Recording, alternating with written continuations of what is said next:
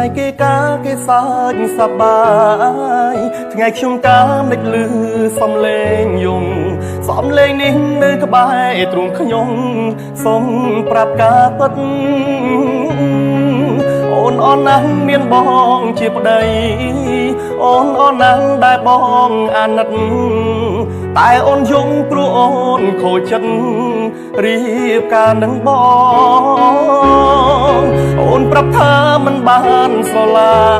ញ់អូនសុំទោសដែលចូលរងការរឿងទាំងអស់អូនតាមគ្រួសារទើបឈឺបែបនេះព្រះអើយប្រពន្ធខ្ញុំនាងយំសូមជួបសង្សារទាំងរងការនៅញាតិប្រស្រីព្រះអើយប្រពន្ធអូនធ្វើនេះដោយសមឡាប្តីអំបោះក្រហមទុកម៉ែចងដៃមិនតន់ស្រា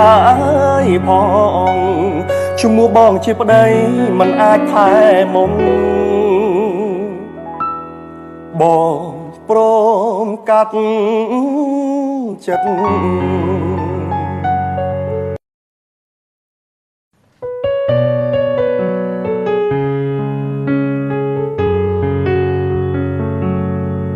ថ្ងៃគេការគេសើចសប្បា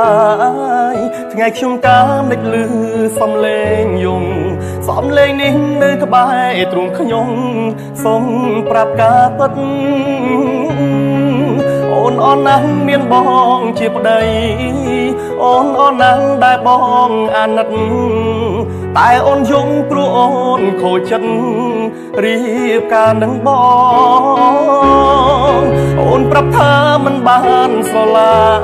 ញ់អូនសុំទោសដែលចូលរងការរឿងទាំងអស់អូនតាមគ្រួសារទើបឈឺបែបនេះព្រះអើយប្រពន្ធខ្ញុំនាងយំសូមជួបសង្សារទាំងរងការនៅញាតិប្រស្រីព្រះអើយប្រពន្ធអូនធ្វើនេះដោយសមឡាប្តីអំបោះក្រហមទុកម៉ែចងដៃមិនតន់ស្រា